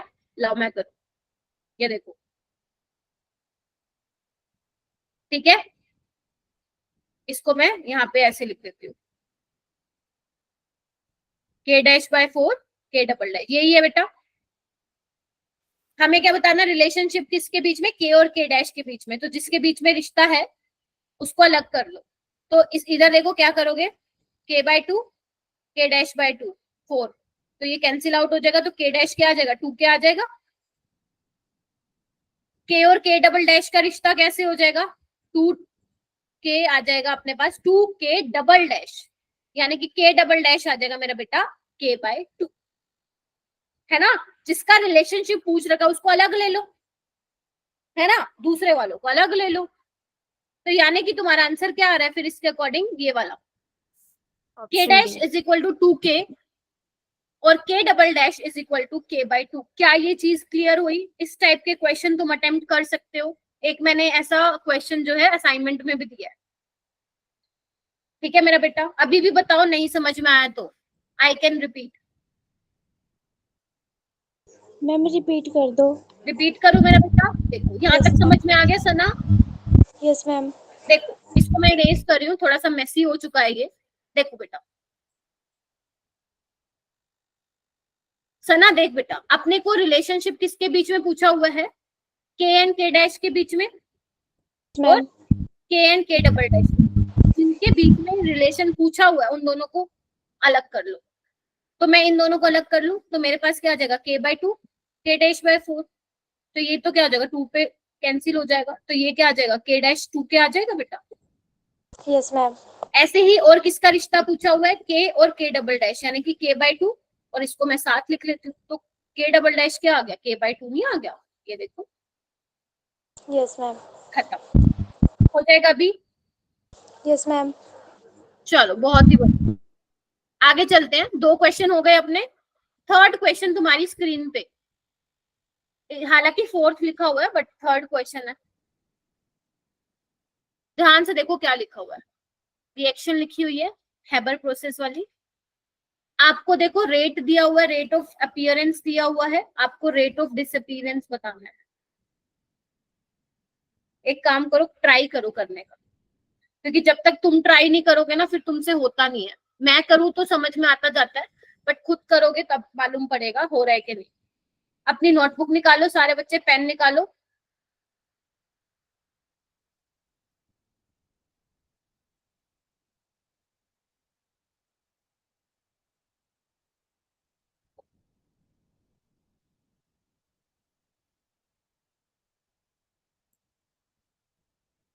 Very good Shipra, very good Sakshi, बहुत अच्छे बेटा।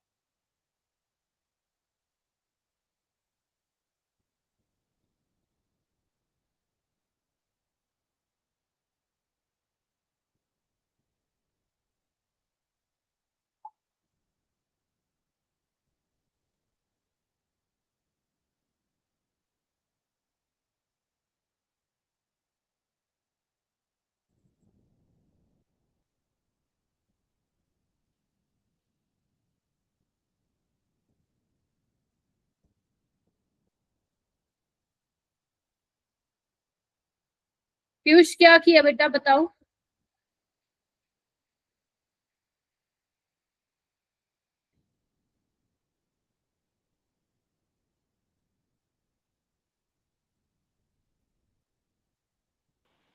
मैम पहले तो हमने रेट ऑफ रिएक्शन की इक्वेशन लिख दी। हाँ डी बताओ, मेरे को पहले बताओ क्या लिखी। मैम DNH3 अपॉन में 2 और DT। नहीं नहीं नहीं नहीं, पूरी बताओ। माइनस d/dt ऑफ N2, ये वाली पूछ रही हूँ पूरी। d/dt ऑफ H2 और half of d/dt of NH3, ऐसे ही लिखा था क्या, मैम सोचा था? ठीक यस है, मैम। अब हमें N2 से काम नहीं है, हमें इन दोनों से काम है।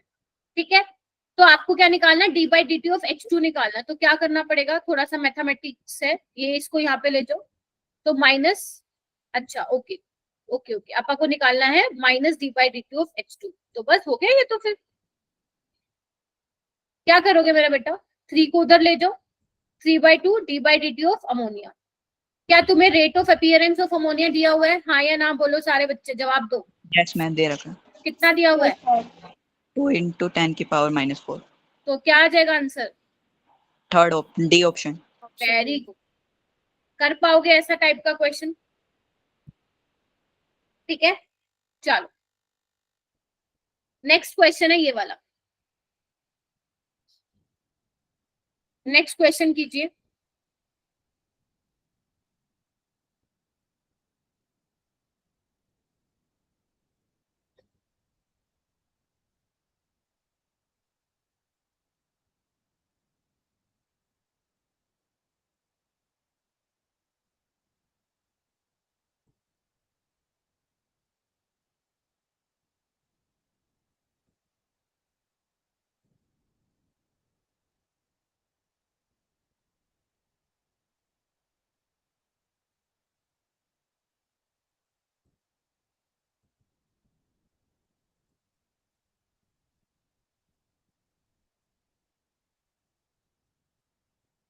आपको क्या बताना है बेटा, appearance of bromine is related to rate of disappearance of bromide ion. पहले पूरी इक्वेशन लिखो, फिर उसमें देखो क्या रिलेशन बन रहा है दोनों का।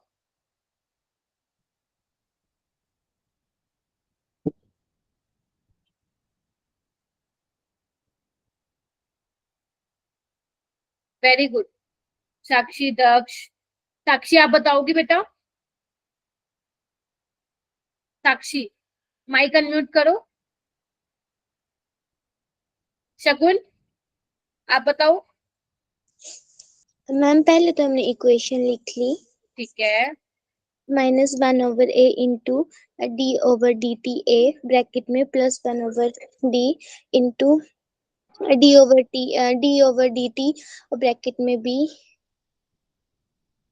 या b r? B r. Ma'am फिर आगे सोल्व किया और ऑप्शन सी आया फिर। ऑप्शन सी आ रहा है। ओके शिखा,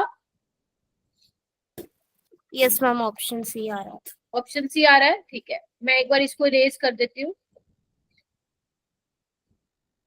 देखो क्या लिखोगे, पूरी इक्वेशन लिखने की जरूरत नहीं है। बी आर टू का पूछा और उसने बी आर नेगेटिव का ना, तो मैं वही लिख लेती हूँ। -1/5 D by D T of B R negative, है ना, और 1/3 D by D T of B are two. तो अब देखो, तो D by D T of B are two क्या आ जाएगा? अब इक्वेशन आपको क्या देखना, ऑप्शंस को देखना बेटा। तो यहाँ पे 3 ऊपर आ जाएगा ना, तो ये आ जाएगा। आप लोगों का सी कैसे आ रहा था? आई थिंक आप लोग माइनस का साइन लगाना भूल गए थे दोनों। यस मैम, माइनस नहीं लगाया था। तो वही लगाना अपने को बेटा, है ना, ये तो गलत हो जाएगा क्वेश्चन। ठीक है चलो, ओके ये वाला क्वेश्चन कीजिए।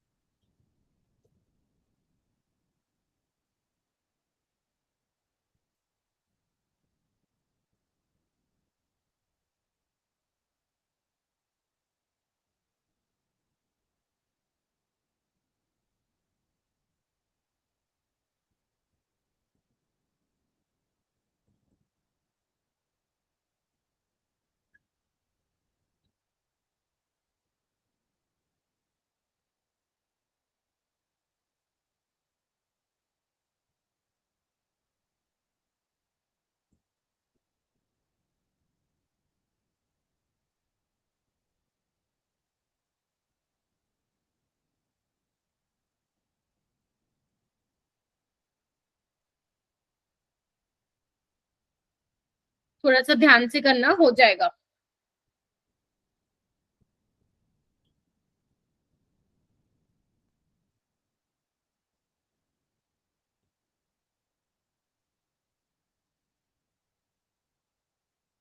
कोमल और पीयूष हो गया क्या?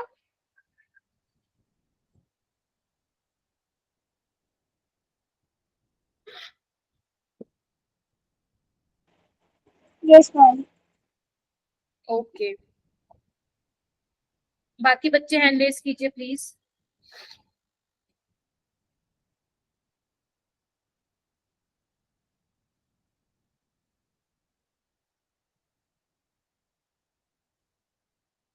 हाँ दिशा बताओ।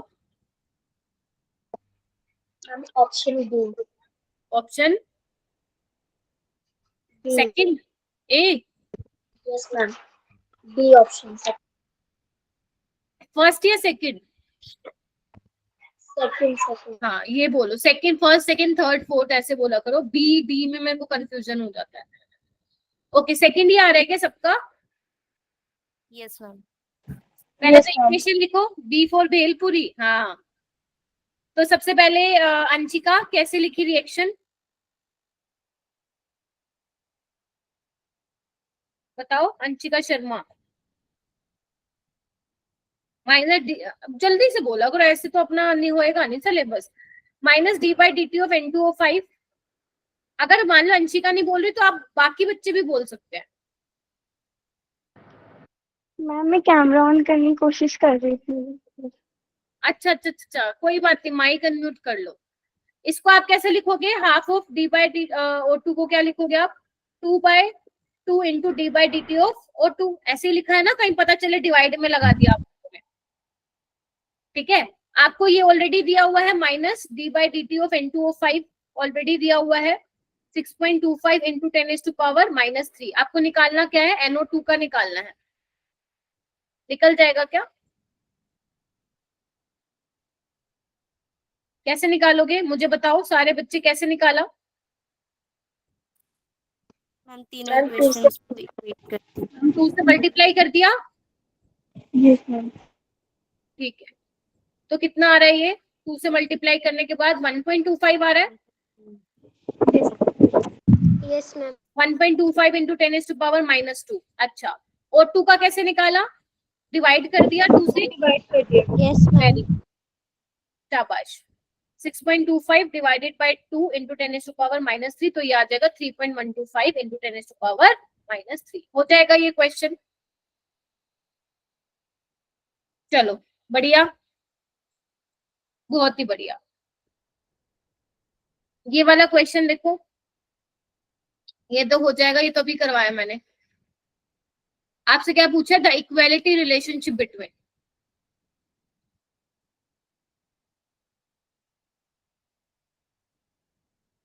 सोल्व कीजिए इसको बेटा।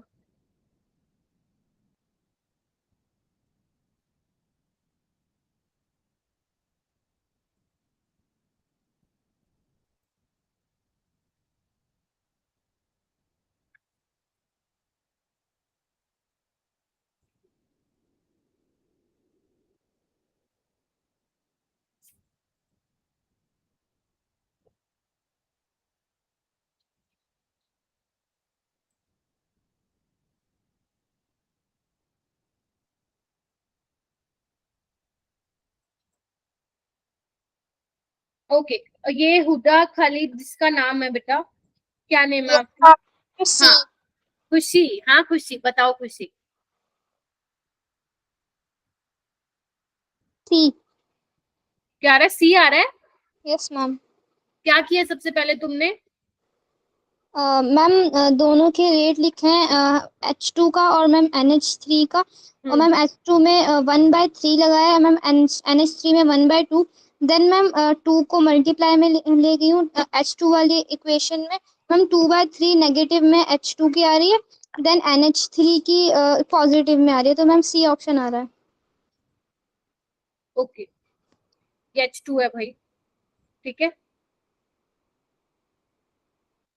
यही आ रहा है अपने पास, तो ये हो गया अपने पास ऑप्शन नंबर सी। हो जाएगा। चलो ओके, ये वाला क्वेश्चन ट्राई करो। ये हालांकि थोड़ा सा इसके ऑप्शंस बड़े ही बेकार से दिख रहे हैं तुम लोगों को, बट आप एक बार खुद इक्वेशन लिख लो, फिर बता दो मेरे को कौन सा क्या लिखा है आप लोगों ने, ताकि हम फिर मैच कर लेंगे अकॉर्डिंगली।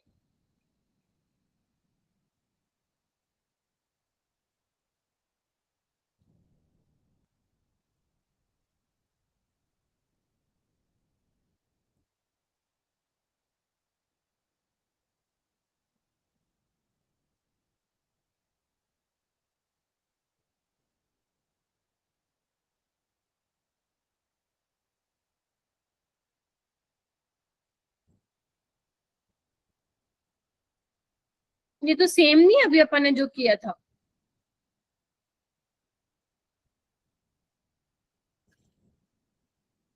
है ना, सेम ही है तो। ये तो मैं ही बता देती, तो वही अब ये जो अपन ने किया था वही है ये।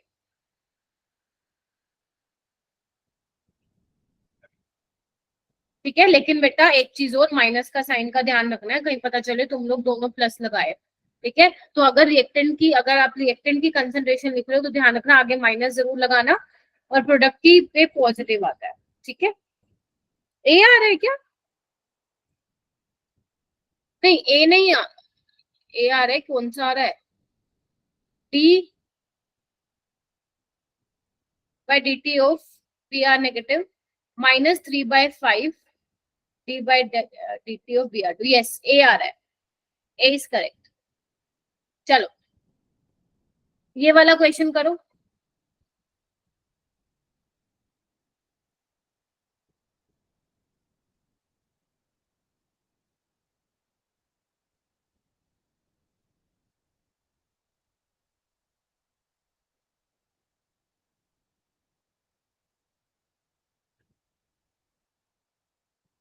सिंपल क्वेश्चन है।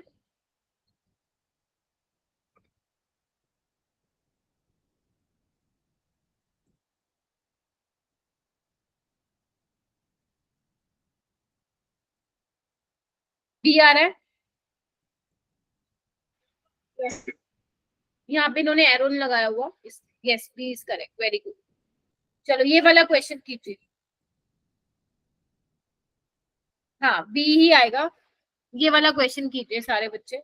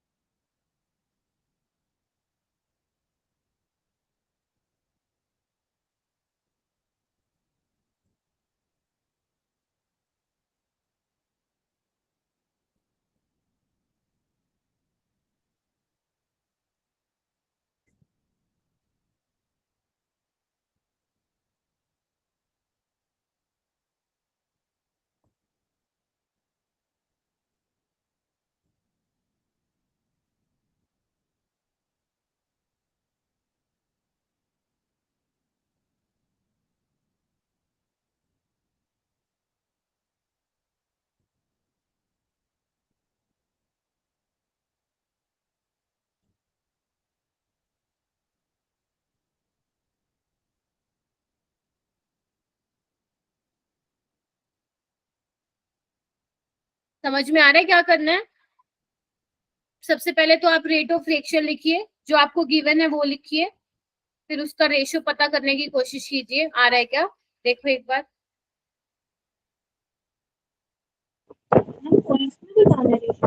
कितना आ रहा है बेटा? आवाज नहीं आ रही है। हाँ हाँ हाँ, 2:1:3 आ रहा है क्या किसी का? यस मैम आ रहा है। आ रहा है? देखो ऐसे ही किया। सबसे पहले तो तुम्हारा क्या काम है, सबसे पहले तुम लोगों का काम है रेट ऑफ रिएक्शन लिखना। कैसे लिखोगे? वही सिंपल, अब तो रट गया होगा, half of D by D T of NH3। और अगर तुम लोगों की किस्मत अच्छी हुई तो पेपर में ऐसा क्वेश्चन भी आ सकता है, ठीक है। हालांकि वैसे इससे बेटर और क्वेश्चन बनते हैं इस चैप्टर में, बट स्टिल पेपर में अगर इस चैप्टर से इजी डालना हुआ तो वो डाल सकते हैं यहाँ से क्वेश्चन। इसके कुछ अच्छे लेवल के क्वेश्चंस भी बनते हैं, ऐसी बात नहीं है, इसके अच्छे लेवल के क्वेश्चंस भी बनते हैं। जब मैं सैटरडे को आप लोगों की क्लास लूंगी तो रिवीजन असेसमेंट में वो लाऊंगी मैं, ठीक है। तो आप फिर करके देखना। चलो अब देखो बेटा, आपको ये दिया ही हुआ है तो मैं इसको डायरेक्ट लिख दूं, K1/2 K2 और ये आपके पास हो जाएगा K3/3, ठीक है। जब आपको बेटा रेशियो निकालना हो ना तो आप क्या कर दो, 1 के इक्वल पुट कर दो इन सबको। तो K1 क्या आ जाएगा, K1 1 आ जाएगा, K1 2 आ जाएगा, K2 1 आ जाएगा और K3 क्या आ जाएगा 3। तो इनका रेशियो क्या आ जाएगा 2:1:2, ठीक है। इस तरीके से आप ये क्वेश्चन कर सकते हैं, ठीक है। ओके, ये वैसे कहीं आया नहीं हुआ है क्वेश्चन, ये कोई PYQ नहीं है, ये मैंने किसी बुक से लिया है इस क्वेश्चन को। तो यस, अच्छा क्वेश्चन है, ऐसे आ सकता है, ठीक है। अच्छा, अब वैसे मुझे करवाना तो आज के लिए इतना ही था, लेकिन वी हैव टाइम, तो बेटा हम आगे क्या करें? हाँ हाँ चलेगा। LCM लेने के बाद आ रहा है कि तुम्हारा सेम आंसर बेटा?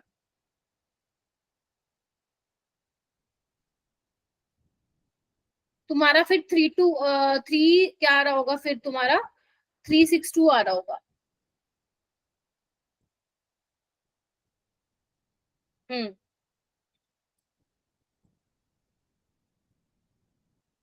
But answer is 2:1:3। देखो बच्चों, अब आपको क्या करना है, एक बार मैं थोड़ा सा स्लाइड ऐड कर दूं बच्चे, स्लाइड ऐड कर देती हूँ ताकि थोड़ा सा और हम आगे पढ़ लें, क्योंकि वी हैव टाइम ना, तो इस टाइम को यूटिलाइज करते हैं बेटा अच्छे से, ठीक है। ओके, हाँ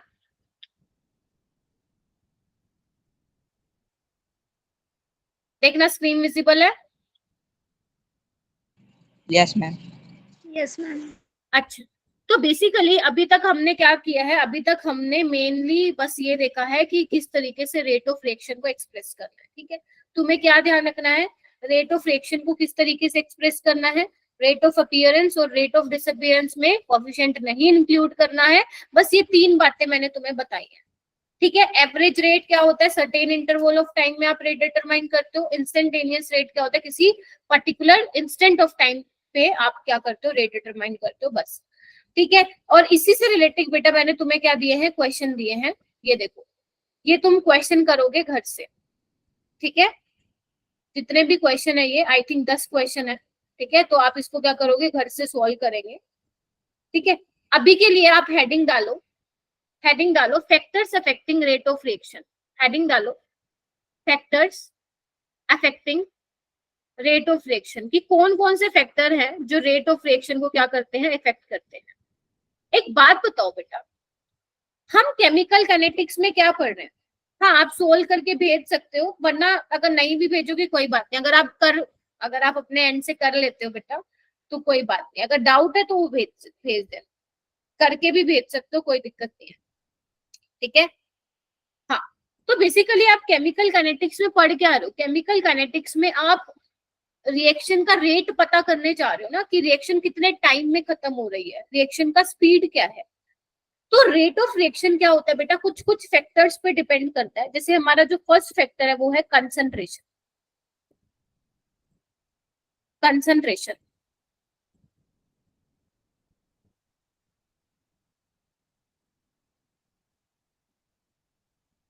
एक बात बताओ, मान लो कोई रिएक्शन है, ठीक है, कोई रिएक्शन है, आपको पता है बेटा कोई रिएक्शन जो होगी, वैसे तो आप लोगों को मालूम पड़ ही गया है कि अगर रिएक्टेंट और प्रोडक्ट की कंसंट्रेशन चेंज होगी तो रेट ऑफ रिएक्शन भी चेंज होगा। आपको पता है कोई आप केमिकल रिएक्शन करवा रहे हो तो इसमें आपको पता है बॉन्ड ब्रेक होते हैं और बॉन्ड बनते हैं, ये सबको पता है, bond making and bond breaking takes place. अब बेटा कुछ रिएक्शंस ऐसी होंगी ना, कुछ रिएक्शन ऐसी होती है जिसमें आपको क्या होना, मतलब जिसमें क्या होता है, रिएक्टेंट्स में जो बॉन्ड ब्रेकिंग होती है उसको आपको ज्यादा टाइम लग जाता है ना। कोई बॉन्ड हो सकता है ना, कोई रिएक्टेंट मॉलिक्यूल ऐसे हो जिनका बॉन्ड स्ट्रेंथ बहुत ज्यादा होगा, अगर बॉन्ड स्ट्रेंथ ज्यादा होगा तो उसको ब्रेक करने के लिए मुझे ज्यादा टाइम लगेगा ना, मतलब उसको ब्रेक करने में टाइम लगेगा और फिर प्रोडक्ट भी अकॉर्डिंगली देर में बनेगा। लेकिन कुछ रिएक्शन ऐसी होती है जिनके रिएक्टेंट मॉलिक्यूल्स के बीच में आपस में बॉन्ड स्ट्रेंथ ज्यादा स्ट्रॉन्ग नहीं होती है, वीक होती है, मतलब थोड़ा सा ही क्या करो, हीट दो और वो टूट जाएगा और प्रोडक्ट बन जाएगा। यानी कि डिपेंड करता है कि जो रिएक्टेंट की कंसंट्रेशन, जो आप कंसंट्रेशन ले रहे हो, जो, या मैं बोलूं कि अगर आप नेचर ऑफ रिएक्टेंट की बात करो कि रिएक्टेंट मॉलिक्यूल्स आपके कैसे हैं, तो उस पर डिपेंड करेगा कि आपका जो रिएक्शन है वो फास्ट है या स्लो है। अगर मैं कंसंट्रेशन की बात करूं तो ऑब्वियस सी बात है, अगर आप रिएक्टेंट की कंसंट्रेशन बढ़ाओगे तो वो भी क्या करेगा, इफेक्ट करेगा रेट ऑफ रिएक्शन को। अगर आप किसी में भी चेंज करते हो, रिएक्टेंट की कंसंट्रेशन में चेंज करते हो, तो करस्पॉन्डिंग उसका जो रिएक्शन का रेट है वो भी क्या हो जाएगा, बदल जाएगा। या फिर आप ये भी बोल सकते हो कि पार्शियल प्रेशर ऑफ गैस पे भी डिपेंड करेगा आपका, है ना। मानते हो कि नहीं मानते हो? अगर कंसंट्रेशन पे डिपेंड कर रहा है तो प्रेशर पे भी तो डिपेंड करेगा ना, अगर वो चेंज करोगे तो आपका रेट ऑफ रिएक्शन पे भी क्या होगा, इफेक्ट पड़ेगा। अगर मैं बोलूं बेटा टेम्परेचर, क्या टेम्परेचर पे भी डिपेंड करेगा? हालांकि इसको बेटा हम पूरे को डिटेल में पढ़ने वाले हैं, ठीक है। ये तो मैं अभी ऊपर ऊपर से बता रही हूँ कि रिएक्टेंट की कंसंट्रेशन चेंज होने से आपका रेट इफेक्ट होगा, अभी मैं बताऊंगी किस तरीके से होगा, आगे हम डिटेल में जाएंगे, ठीक है। टेम्परेचर चेंज करने से रेट ऑफ रिएक्शन बिल्कुल होगा। एक बात बताओ, कोई रिएक्शन है, लेट्स से कोई रिएक्शन है, ठीक है, ये मान लो हो रही है, इसको होने में लग रहे हैं लेट्स से 4 घंटे, लेट्स से।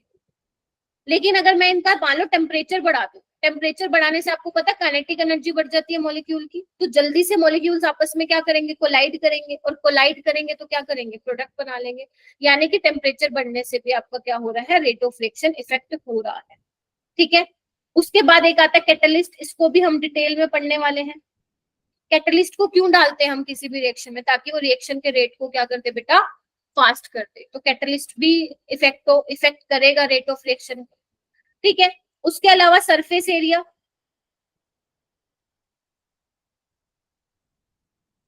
सरफेस एरिया भी डिपेंड करेगा। अगर सरफेस एरिया ज्यादा होगा तो तुम बोल सकते हो रेट ऑफ रिएक्शन ज्यादा होगी। एक मान लो एक तुम्हारे पास है लकड़ी के कुछ पीसीज हैं छोटे छोटे, और एक कूड़ा तुम्हारे पास लोग ऑफ वुड है, बताओ किसमें जो रेट है वो फास्ट होगा, पीसीज ऑफ वुड में या लोग ऑफ वुड में, स्मॉल वाले में, ठीक है। तो अगर कोई चीज पाउडर्ड फॉर्म में, अगर किसी का सरफेस एरिया ज्यादा है तो उसमें रेट ऑफ रिएक्शन क्या होगा, ज्यादा होगा। यानी कि कहने का मतलब ये है कि सरफेस एरिया भी जो है रिएक्टेंट का वो इफेक्ट करेगा रेट ऑफ रिएक्शन को, ठीक है। इसके अलावा फिजिकल स्टेट ऑफ रिएक्टेंट, अगर मान लो तुम्हारे पास गैस है, सॉलिड है या लिक्विड है, तो गैस के केस में क्या होगा, रेट ऑफ रिएक्शन फास्ट होगा क्योंकि गैस के मॉलिक्यूल्स क्या है, आजाद घूम रहे हैं। As compared to liquid, liquid में थोड़ा कम होगा, सॉलिड में सबसे कम होगा। तो आप फिजिकल स्टेट ऑफ रिएक्टेंट के बेसिस पे बता सकते हो कि हाँ यस, रिएक्टेंट की फिजिकल स्टेट भी डिपेंड करती है, इफेक्ट करती है रेट ऑफ रिएक्शन को। तो इन सब चीजों को हम अलग से डिटेल में पढ़ने वाले हैं कल की क्लासेस में, कि किस तरीके से रिएक्टेंट की कंसंट्रेशन चेंज करने पे हो रहा है, प्रेशर चेंज करने से क्या हो रहा है, टेम्परेचर को चेंज करने से, इसमें तो हम आर्हेनियस इक्वेशन पढ़ेंगे पूरा अलग, कैटलिस्ट चेंज करने से क्या हो रहा है, मतलब कैटलिस्ट डालने से क्या हो रहा है। तो ये सब कुछ बातें हैं जो कि क्या पढ़ने वाले हम आने वाली क्लासेस में डिटेल में पढ़ने वाला है। इवन एक और पॉइंट भी लिख लो, इंटेंसिटी ऑफ लाइट, लाइट की इंटेंसिटी कितनी है, इस पे भी आपका रेट ऑफ रिएक्शन क्या करता है, डिपेंड करता है। ठीक है, ये आपको मैं जीरो ऑर्डर रिएक्शन में बताऊंगी। ठीक है, तो लाइट की इंटेंसिटी कितनी है वो भी डिपेंड करता है रेट ऑफ रिएक्शन। ठीक है, तो ये कुछ फैक्टर्स हैं जो हमें क्या पढ़ने हैं बेटा, आने वाली क्लासेस में डिटेल में पढ़ना है। आज हमने सिर्फ क्या सीखा, आज हमने सीखा कि रेट ऑफ रिएक्शन को किस तरीके से एक्सप्रेस किया जाता है। आज हमने क्या सीखा, क्या बताओ क्या सीखा आज हमने, जल्दी बताओ आज क्या सीखा। रेट ऑफ रिएक्शन कैसे लिखी जाती है। हाँ, किसी भी इक्वेशन के लिए रेट ऑफ रिएक्शन आप किस तरीके से लिखोगे ये लिखना है। और ध्यान रखना, रेट ऑफ रिएक्शन का यूनिट क्या बताया था मैंने, जल्दी से बताओ। मोल पर पर सेकेंड। हाँ, मोल पर लीटर पर सेकेंड। आपको यूनिट्स का भी आइडिया होना चाहिए कि 1 लीटर 1000 मिलीलीटर के बराबर होता है। ये मैं हर क्लास में बताती हूँ, गाती रहती हूँ हर क्लास में। 1 लीटर 1 डेसीमीटर क्यूब के बराबर होता है, 1 ml 1 सेंटीमीटर क्यूब के बराबर होता है। तो ये छोटी छोटी बातें जो है आप लोगों को पता होनी चाहिए। ठीक है, कोई भी आपके पास रिएक्शन लिखी मिल जाए, उसका आपको क्या लिखना आना चाहिए, रेट ऑफ रिएक्शन लिखना आना चाहिए। और क्या बताया मैंने, रेट ऑफ डिसअपीयरेंस और अपीयरेंस में क्या नहीं होता आपका, वो कोफिशिएंट इंक्लूड नहीं होता, कोफिशिएंट इंक्लूड नहीं होता है। कौन कौन से फैक्टर हैं जिसपे रेट ऑफ रिएक्शन डिपेंड करेगा, कंसंट्रेशन पे डिपेंड करेगा, प्रेशर पे करेगा, टेम्परेचर पे करेगा। क्योंकि कल जब मैं आपको रेट लो बताऊंगी ना, तो वहां पे आप देख पाएंगे किस तरीके से रेट जो है डिपेंड कर रहा है। यहाँ पे आप प्रोडक्ट की बजाय रिएक्टेंट लिख लो, क्योंकि जब मैं कल बताऊंगी तो उसमें आप देखोगे कि जो रेट ऑफ रिएक्शन है वो रिएक्टेंट की कंसंट्रेशन पे डिपेंड करता है, प्रोडक्ट की नहीं। ठीक है मेरे बच्चे, कर लोगे इतना, होमवर्क कर लेना प्लीज। ठीक है, अभी से थोड़ा सा इस चैप्टर को अच्छे से करके रखो, तुम्हें आगे दिक्कत नहीं आएगी इस चैप्टर में, क्योंकि नंबर ऑफ क्वेश्चंस बहुत ज्यादा है इसमें। थ्योरी वाला पार्ट कम है, क्वेश्चन ज्यादा है। ठीक है, कल अपन क्या करेंगे, कल हम पढ़ने वाले हैं, कल हम करेंगे मेरा बेटा रेट लो पढ़ेंगे, किस तरीके से रेट लो लिखते हैं, ऑर्डर ऑफ रिएक्शन क्या होता है, एलिमेंट्री रिएक्शंस क्या होती है, कॉम्प्लेक्स रिएक्शंस क्या होती हैं, इनको हम कल की क्लास में कवर करेंगे with lots of question practice. ठीक है जी, ठीक है, तो आज मैं 5 मिनट पहले ही छोड़ दे रही हूँ तुम्हें। ठीक है, तो अच्छे से इसको कर लेना। ठीक है, तो आई होप आज की क्लास समझ में आई होगी कि क्या क्या मैंने बताने की कोशिश की। ठीक है, और फिर हम कल कंटिन्यू करेंगे रेट लो से।